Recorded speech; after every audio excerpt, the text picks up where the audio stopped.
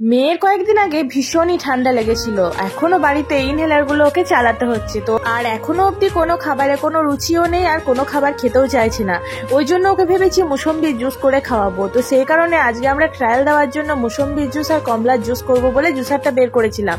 Juice করতে গিয়ে একটা ভয়ঙ্কর ঘটনা ঘটে গেল আমাদের সাথে। হ্যালো বন্ধুরা, welcome back to my channel. তোমরা দেখছো কিশোর পিউ ব্লগ, আর কিশোর পিউ ব্লগে আরো একটা নতুন ভিডিওতে তোমাদের অনেক অনেক অনেক ভালোবাসার অনেক স্বাগত জানিয়ে আমার নতুন ভিডিওটি স্টার্ট করলাম। সকাল সকাল বসে গেছি ব্যাগ ভর্তি বাজার নিয়ে। তোমাদের দাদা ভাই মেয়ের জন্য অনেক কিছু সবজি ফল এসব নিয়ে এসেছিল। আর ও যেহেতু ভীষণই ঠান্ডা লাগছে, তো সেই কারণে ওকে মধুটা দেবো এবার রেগুলার। আর তালমিছরির জলটা ওকে প্রথম থেকেই অনেক আগে থেকেই দিচ্ছি। ওর যে কোনো খাবার যেমন সুজি টুজি করে দিলে সেখানেও তালমিছরিটা ইউজ করি, তো সেই কারণে তালমিছরিও আনা হয়েছে। আর ও যে কলাইগুলো ওকে দেওয়া হয়, মুগ মুসুর ছোলা মটর, তোমাদেরকে আগেও বলেছি, তো সেগুলোও শেষ হয়ে গেছিলো, তো সেগুলোও আনা হয়েছে। এরপর আমি কিভাবে আমার বাচ্চার জন্য কলাইগুলো রেডি করে রাখি সেগুলো তোমাদের সাথে যে শেয়ার করি। চলো দেখো, এখানে 4 রকমের কলাই আছে, মুগ মুসুর ছোলা আর মটর। এই 4 ধরনের কলাই কিন্তু বাচ্চাদের শরীরের পক্ষে খুবই ভালো। তো দেখো, মুগ কলাইটা আমরা কিন্তু প্রত্যেকেই ভেজে নিই। ওই কারণে সবার প্রথম আমি মুগ কলাইটাকেই কড়াইয়ে দিয়ে ভালো করে রোস্ট করে নিলাম, যেহেতু এই কলাইটাই ভাজার বেশি দরকার। তারপরে আমি সব রকমেরই কলাই একসাথে মিক্সড করে ভালো করে রোস্ট করে রেখে দেবো। রোস্ট করে রাখলে কলাইগুলো অনেক দিন যায়ও আর একদমই খারাপ হয় না। তো এদিকে আমার কলাই রোস্ট করা হয়ে গেছে। আর আজকে আমরা একটা নতুন ঘড়ি আমাদের রুমে লাগালাম। এটাও অবশ্য আমার মেয়ের অন্নপ্রাশনে পাওয়া গিফট। আর আমাদের রুমে যে ঘড়িটা ছিল সেটা খারাপ হয়ে গেছে, একদমই ঠিকঠাক চলছিল না, খালি টাইমটা উল্টো পাল্টা চলে আসছিল। তো আজকে দেখো, এরকম একটা মঙ্গল চিহ্ন, হাতির মুখ বিশাল মঙ্গল চিহ্ন, তো সেরকম একটা ঘড়ি লাগালাম। দেখা যাক আজ থেকে লাইফে ভালো কিছু হয় কিনা। তো চলো, এরপরে দেখো একটা জুসার বের করেছি, এটাও মেয়ের অন্নপ্রাশনে পাওয়া গিফট। আর এই গিফটটা আমাদের দরকারেও লাগবে, যেহেতু মেয়ে এখনো অবধি কিছুই খেতে চাইছে না। যাই খাওয়াচ্ছি ও সব কিছুই কিন্তু বমি করে তুলে দিচ্ছে।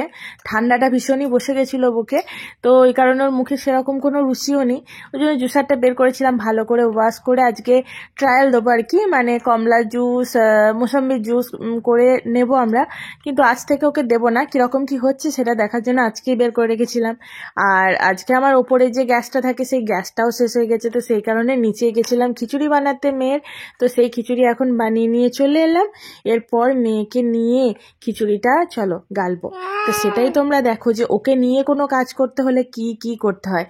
মেয়ে তো আমার এক জায়গায় বসে থাকবে না। আর জুসারটা আজকে আমার কাছে নতুন জিনিস, আমি তোমাদেরকে আগেও আমার ব্লগে বলেছি যে আমার মেয়েকে একটা জিনিস দিলে তার পরের দিন আর ও ওই জিনিসটা নেয় না, পুরনো হয়ে যায় ওর কাছে আর কি। তো ওই জন্য নতুন জিনিসটা ওকে দিলাম, জুসারটা আজকে ওর কাছে নতুন।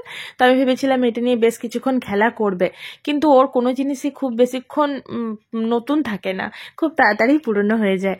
বেশ কিছুক্ষণ খেলা করার পর দেখো এরপর গিয়ে এটা ওটা নিতে যাবে। আর যেখানে প্রবলেম ওই প্রেসার কুকার একবার ধরতে আসবে, এদিক ওদিক করে বেড়াবে। তো ওকে আমাকে নিয়ে এইসব করতে হয়। আর কি বিচ্ছু তোমরা নিশ্চয়ই বুঝতে পারছো। আর শরীরটা ভীষণই খারাপ ছিল কয়েকটা দিন, এখনো ভীষণ খারাপ শরীরটা, এখনো দিনের মাথায় বেশ কয়েকবার করে বমি করছে, বমির সাথে ঠান্ডাটাও উঠছে। তো ওই কারণেই আর কি ওর শরীরটা ভালো নেই একদমই। এই যে আমি এখন খিচুড়িটা গালছি, কিন্তু খিচুড়িটা একদমই খাইনি আজকে। খিচুড়িটা খাওয়ার পর কিছুটা তো খেয়েছিল, সবটা খাইও নি। কিছুটা খাওয়ার পরেই কিন্তু ও সব খাবারটাই তুলে দিয়েছিল। মুখে কোনো রুচি নেই, কোনো খাবারও খেতে চাইছে না। আগে যে খাবারগুলো খেতে পছন্দ করতো, যেমন খিচুড়িটাও আগে কিন্তু বেশ ভালোবাসতো, কিন্তু এখন একদমই পছন্দ করছে না। এতটাই শরীর খারাপ হয়েছিল কয়েকদিন আগে। আর এখানে দেখো সব জিনিসে ওর হাত দেওয়া যায়, ওখানে জল ভর্তি ছিল ওই বাটিটার মধ্যে, ওর মধ্যে হাত ডুবিয়ে দিল। প্রেসার কুকারের ঢাকনাটা নিয়ে চলে এসছে, এইরকমই আর কি, সারাক্ষণ ওর দুষ্টুমি চলতেই থাকে। তবে হ্যাঁ, মেয়েকে নিয়ে এইভাবে দিন কাটাতে আমার বেশ ভালো লাগে। ও এত দুষ্টুমি করে, ওকে নিয়ে নিয়ে সব কাজ আমাকে যখন করতে হয় তখন মনে হয় আমার কাজটা খুব তাড়াতাড়ি হয়ে যাচ্ছে, হাতের স্পিড কিন্তু বেশি বেড়ে যায়। এটা অবশ্য সব মায়েদের ক্ষেত্রেই হয়, যখন বাচ্চা থাকে সঙ্গে চারিদিকে চোখ কান খোলা রেখে যখন কাজ করতে হয় কাজটা বেশি তাড়াতাড়ি হয়ে যায়। অন্যান্য সময় কিন্তু এতটা তাড়াতাড়ি করতে পারি না, কিন্তু মেয়ের কাছে থাকলে তাড়াতাড়ি করতে বাধ্য, কারণ ও যে কখন কি করে বসে বিশ্বাস নেই। দেখেছো কত রকমের দুষ্টুমি করছে।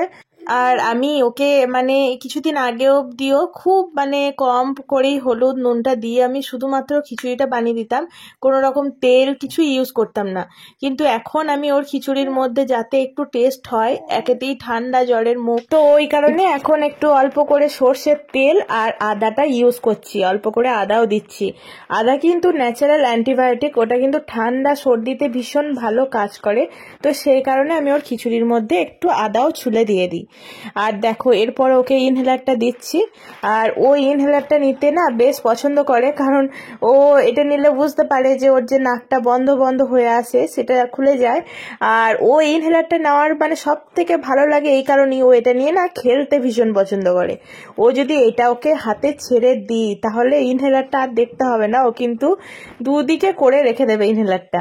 তো এইরকম করে কত রকম করে ওকে দিই, আর ও কিন্তু এটা নেওয়ার জন্য ভীষণই মানে যুদ্ধ করে, নেওয়ার ইচ্ছা, কিন্তু আমরা ওকে দিই না।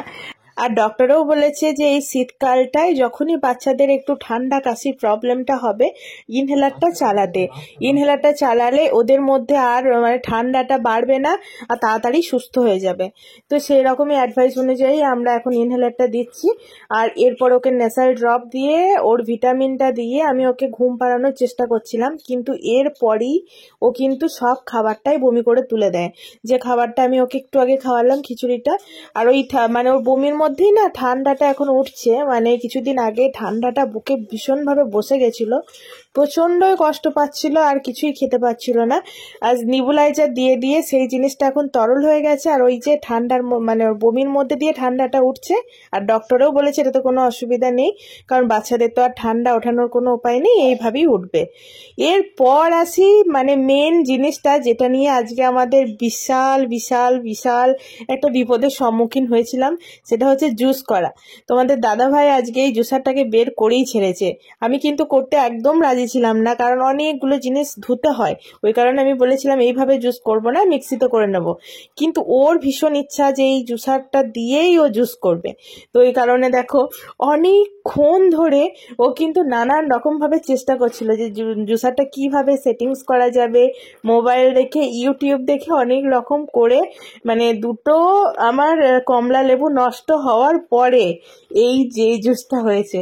তা এত কষ্ট করে যে জিনিসটা পাওয়া যায় সেটা তো মিষ্টি লাগেই না, কষ্টের ফল তো ভালোই হয়। তো এই কারণেই বললাম আর কি, যে এমন বিপদের সম্মুখীন হয়েছি, এটা খুব ইজিলি হয় না।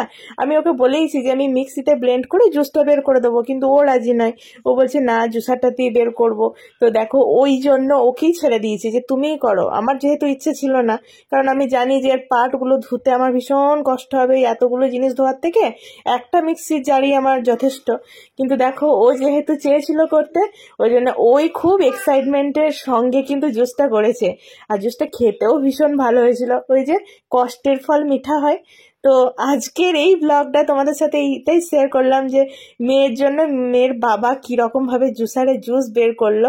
তোমরা বলো আজকের ব্লগটা কিরকম লেগেছে। দেখা হবে নতুন কোনো ব্লগে, ততক্ষণের জন্য টাটা বাই।